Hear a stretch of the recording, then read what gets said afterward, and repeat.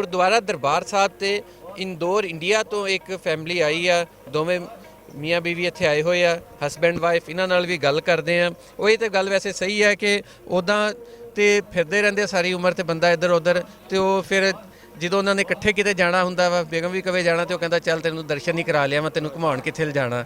ਤੇ ਤੁਹਾਡਾ ਅੱਛਾ ਜਿੱਥੇ ਵੀ ਜਾਣੇ ਇਕੱਠੇ ਜਾਂਦੇ ਆ। ਗੁਰੂ ਦਾ ਉੱਤੇ ਆਪਣੇ ਇੰਦੌਰ ਸ਼ਹਿਰ ਵਿੱਚ ਹੀ ਇੱਥੇ ਗੁਰੂਆਂ ਨਾਲ ਵੀ ਹਮੇਸ਼ਾ ਇਕੱਠੇ ਜਾਂਦੇ, ਰੱਬ ਮਿਹਰ ਕਰੇ।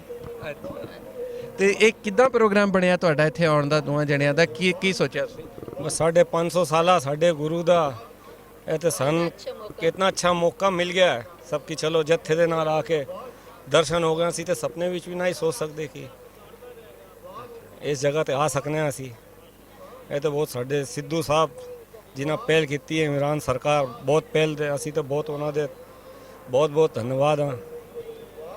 ਤੇ ਕਿਹਦਾ ਲੱਗਿਆ ਤੁਹਾਨੂੰ ਇੱਥੇ ਆ ਕੇ? बहुत अच्छा अनबिलीवेबल, नहीं कि एक्सप्लेन नहीं कर सकती, बयान नहीं कर सकती।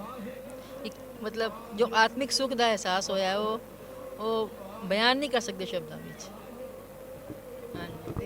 ਗੁਰਦੁਆਰਾ ਸਾਹਿਬ ਕਿਹਦਾ ਲੱਗਿਆ ਤੁਹਾਨੂੰ? गुरुद्वारा साहब तो एक्सीलेंट है। उन तो कुछ मतलब वेखे ही नहीं कभी इन्ना अच्छा गुरुद्वारा थे। मतलब हर चीज़ इतनी अच्छी फैसिलिटी इन्नी सन ठहराया जिते उत्थे इन्ना अच्छा हैगा। सब बहुत अच्छा इंतजाम किया है सब ने। इराम खान ने सब ने बहुत खेती करते हैं। असी रात उत्थे बिताई है और ਅੱਛਾ ਜੀ, ਉਹ ਤੁਸੀਂ ਰਾਤ ਵੀ ਇੱਥੇ ਹੀ ਰਹੇ ਹੋ? हाँ जी, राती असी कल शामी इत्थे आ गए, रात उत्थे रुके हैं जी। अजे भी आज शामी इत्थों निकलने का पूरा जत्थे दे नाल आए हैं। इंदौर का जत्था आया पूरा। मैं कहना चाहनी कि ਜਿਹੜਾ ਇਤਿਹਾਸਿਕ ਦਿਹਾੜਾ ਸਾਡੀ ਜ਼ਿੰਦਗੀ ਵਿੱਚ ਆਇਆ ਹੈ, ਇਸ ਲਈ ਅਸੀਂ ਇਮਰਾਨ ਖਾਨ ਤੇ ਸਿੱਧੂ ਦੋਵਾਂ ਦੇ ਬਹੁਤ ਵੱਡੇ ਸ਼ੁਕਰਗੁਜ਼ਾਰ ਹਾਂ। ਤੇ ਜਿਨ੍ਹਾਂ ਇਹਨਾਂ ਵਿੱਚ ਜੋ ਸੇਵਾ ਕੀਤੀ ਹੈ ਉਹਦੇ ਵਾਸਤੇ ਬਹੁਤ ਧੰਨਵਾਦ ਕਰਨੇ ਹਾਂ। ਸਾਡੇ ਗੁਰੂਆਂ ਦੀ ਧਰਤੀ ਵਿੱਚ ਸਾਨੂੰ ਮਿਲਾਇਆ, ਅਸੀਂ ਆ ਸਕਨੇ, ਅਸੀਂ ਜਾ ਸਕਨੇ ਹਾਂ।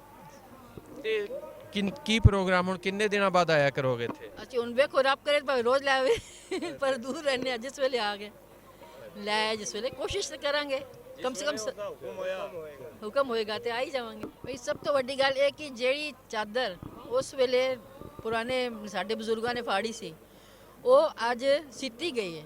ਉਸ ਕਰਕੇ ਮੁਲਕਾਂ ਦਾ ਵੀ ਸ਼ਾਇਦ ਡਿਵੀਜ਼ਨ ਇਸ ਕਰਕੇ ਹੋ ਗਿਆ ਹੋਣਾ, ਲੱਗਦਾ ਹੈ ਅੱਜ ਇਸ ਤਰ੍ਹਾਂ ਲੱਗ ਰਿਹਾ ਹੈ।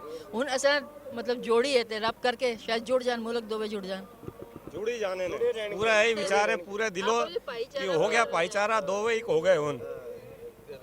ਇਹਨਾਂ ਦਾ ਕਹਿਣਾ ਜੀ ਕਿ ਜੋ ਇੱਕ ਤਕਸੀਮ ਹੋਈ ਸੀਗੀ, ਸਰਹੱਦਾਂ ਦੀ ਤੇ ਤਕਸੀਮ ਹੈਗੀ ਆ, ਪਰ ਦਿਲਾਂ ਦੀ ਜਿਹੜੀ ਤਕਸੀਮ ਹੋਈ ਸੀ ਉਹ ਵੀ ਹੁਣ ਮੁੱਕਦੀ ਜਾ ਰਹੀ ਆ। ਤੇ ਇਸ ਗੁਰਦੁਆਰੇ ਰਾਹੀਂ ਜੁੜਨ ਦਾ ਵੀ ਇੱਕ ਜਿਹੜਾ ਅਮਲ ਉਹ ਵੀ ਸ਼ੁਰੂ ਹੋਏਗਾ।